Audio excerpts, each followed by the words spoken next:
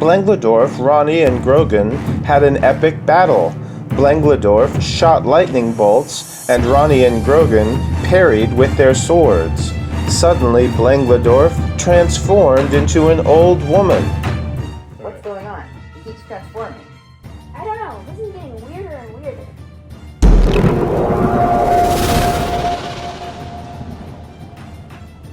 Wow, I didn't mean for that to happen.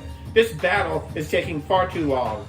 Blangladorf shot ropes from his staff, tying Ronnie and Grogan to the floor. He advanced, intent upon killing them.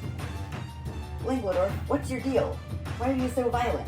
Normally I would have killed two intruders like you by now, but my magic is changing. How strange. We saw you lose some of your power in the cage room when I asked you to think about your feelings. Yes, that's true. I still have not recovered from that. I didn't mean to turn into the purple gremlin during the battle outside. It just happened because I was weak. What makes you want to attack and dominate other creatures?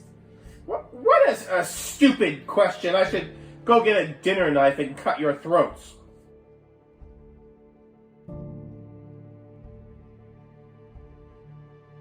When I was a child, I worked on my parents' cabbage farm on this planet, 500 miles from here. Cabbages were everything to my parents. They were proud of their farm, and they wanted me to be a cabbage farmer like them. But I couldn't. I was frustrated and angry with my parents. There were fights between me and my father. Was it always like that? Well, no. When I was small, I wanted to be a great cabbage farmer like my parents, but I wasn't good at it, and I grew to dislike it. What were you good at? I was good at saying things that upset other people, and gradually I discovered I had a magic power. When I upset someone, energy flowed through me, and I could make fire come out of my hands. Whoa. Yes, I was amazed too.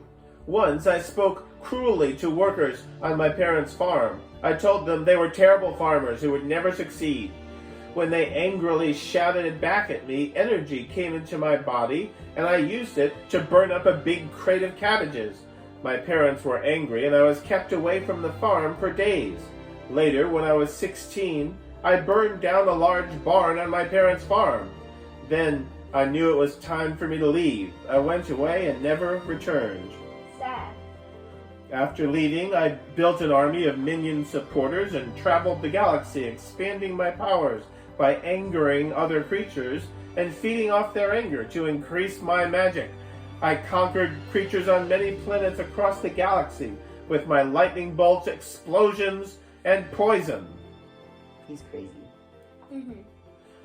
And my new ambition has been to use the magic gem from Gertz to expand my power.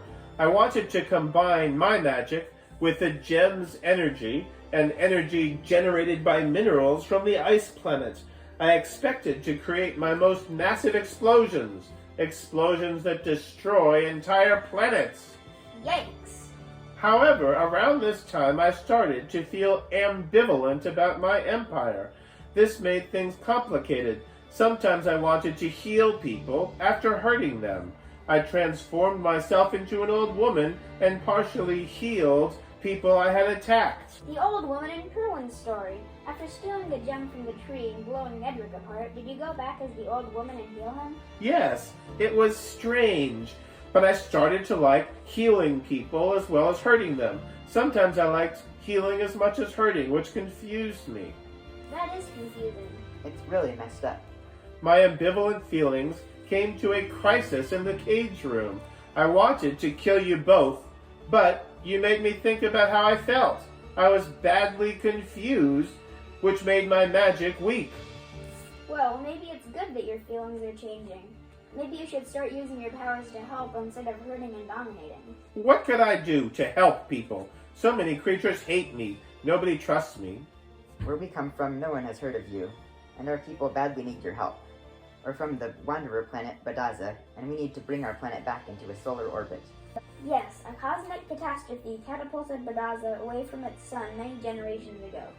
Since then, Bedazans have dangerously struggled for life by burrowing underground to draw energy from subterranean volcanic activity. We've caused earthquakes and destabilized our settlements with our digging. We can't go on like this, it's too dangerous. BEDAZA must be moved to a temperate zone orbit where water is liquid around a new sun. What an interesting problem. I've been researching planetary movements lately because I was thinking about blowing up planets. Our plan is to use the Gurst gem to transport BEDAZA into a solar orbit. We want to break the gem into pieces, distribute them to the teleporting salamanders, and station the salamanders around BEDAZA for a coordinated teleportation led by the Salamander King. BEDAZA will be moved back into a solar system. Yes, that could work, but how would you make sure BEDAZA enters a suitable orbit and rotates to produce regular days and nights? Where would you get the energy to make that happen? That's a problem we hadn't thought about. I don't know. I believe I have the solution. What do you mean? After stealing the gem from the tree, I stayed in a cave on Gertz for some time. We know. We visited the cave. While I was there, I dug in the mountains and gathered hundreds of small gems of the same material as the giant gem I stole from the tree. I still have them. I wanted to enchant them and give them to my minions, magically binding them to me as I expanded my empire. But I could give them to the salamanders, and I could join the Salamander King to lead the teleportation of BEDAZA. Then, when BEDAZA is near its new sun, I could fuse my magic power with the power from the Gertz gem. I could sink myself and the gem into your new sun while sending out a burst of energy to launch BEDAZA on its new life-sustaining orbit. Wow, that would be amazing. But wouldn't you die? Yes, I would die, but I think it's time for my energy to pass out of this life. I am much older than I look. It's time for me to enter a new life form, maybe even a new dimension. According to books I've been reading, when I transform myself into the old woman and visit the monkey library, some theories say that death transports you to a new dimension. You know, the monkey library is excellent. Yes, it is.